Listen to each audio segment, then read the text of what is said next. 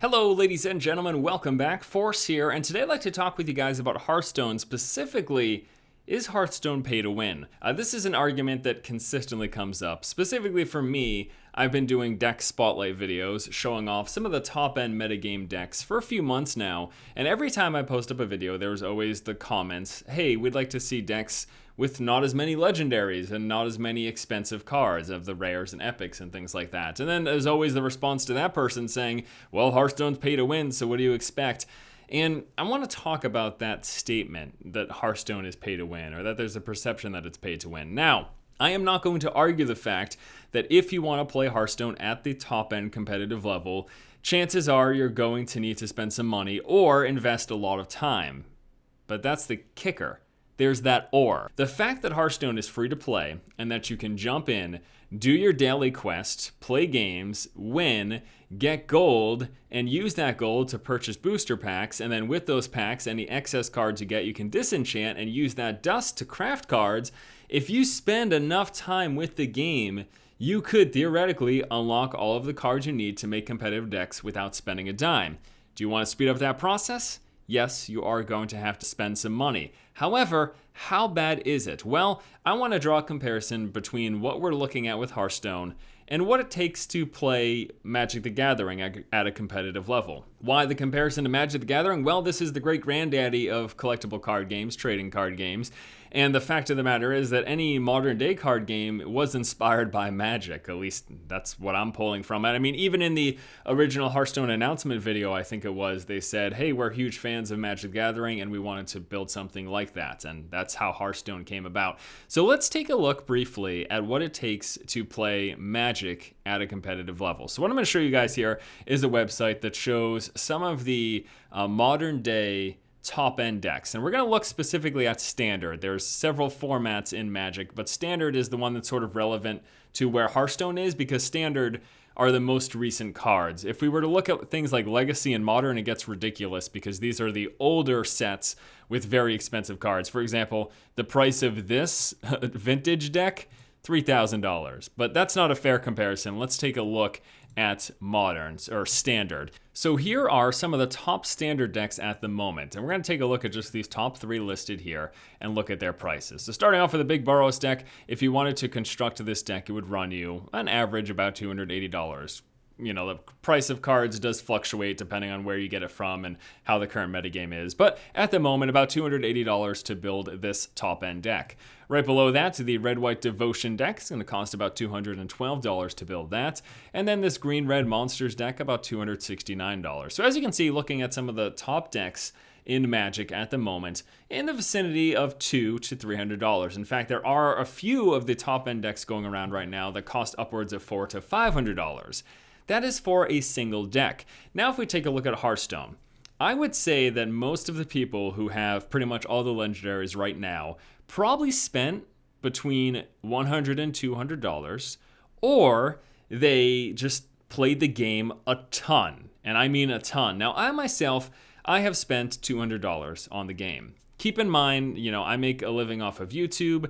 It is a business for me, and a majority of my content is focused on Hearthstone. So for me, that $200, that was a business investment. I said, let me get most of the cards. This way I can show off all of the best decks, and I'm going to get that money back in views, and that's how it works for me. Now, obviously, that's not the case for everybody, and there's some people who just spent that money because they wanted to spend that money. Fair enough, you know, it's everyone's prerogative. But for me, spending $200, I am able to build every single competitive deck in the game. Compared to Magic, if you want to build a single competitive deck, you are spending at least $200. Now, trading does come into the equation with Magic. That's not the case in Hearthstone. But still, in order to trade for cards, you had to invest in the cards that you're trading with. So, you know, either way, you're spending that money in a roundabout way at some point. But a single deck in Magic to play at a competitive level costs $200. And also keep in mind, competitive level decks cycle out every 3 months. When a new set is added, the metagame shifts, and, you know, to play a competitive deck, you're going to have to spend some more money.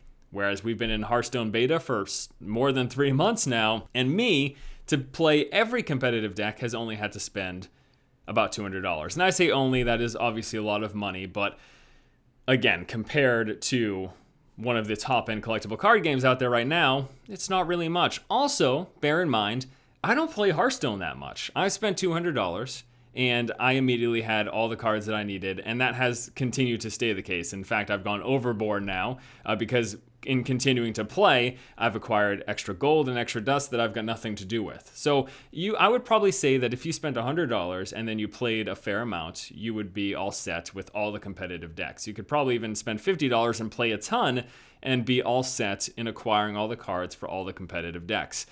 That's not that bad. And again, remember, this is a free-to-play game.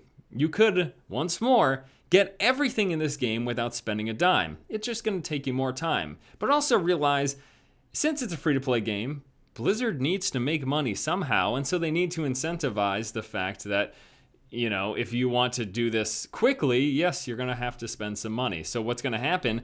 Blizzard will release new sets, and chances are, if people want to unlock all of those cards fast, they're going to have to spend some money. But that's how it works. I've heard people argue that Hearthstone is going to fail because it's pay to win, and to play at the top level, you need to spend money. No, Hearthstone will fail if no one ever spends any money. And if there wasn't any incentive for these people who want to be on the bleeding edge to spend money, then Blizzard would just have to close up shop because they need money. I mean, they've spent money to make this game, and if they're going to continue to support it, they're going to have to spend more money. It's one of the biggest costs, of course, being salaries, the salaries of the people who are coming up with new cards and sets. So we can't say, you know, oh, this game sucks because you have to spend some money at some point.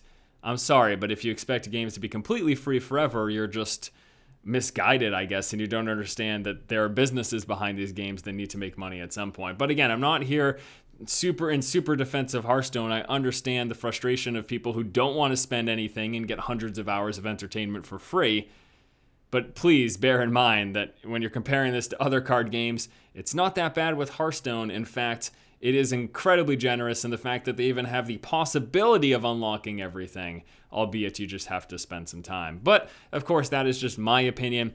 I grew up on Magic. I grew up with the notion that in a card game, if I want to be in the top 8, which is like basically the high rankings of a tournament in Magic the Gathering, I'm going to have to spend some money. And I did in those days. And right now, playing a game like Hearthstone, I'm like, wow, they are incredibly generous if you want to play at a competitive level in this game compared to what I grew up with. But my perspective might be different from yours, and that's what I'd like to know from you guys today. Let me know in the comment section below what you think about Hearthstone, if you feel that it's pay to win, and if you do, how fair do you think it is? Love to hear what you guys have to say. Thanks so much for watching. Please be sure to subscribe if you haven't already. Keep watching and keep owning.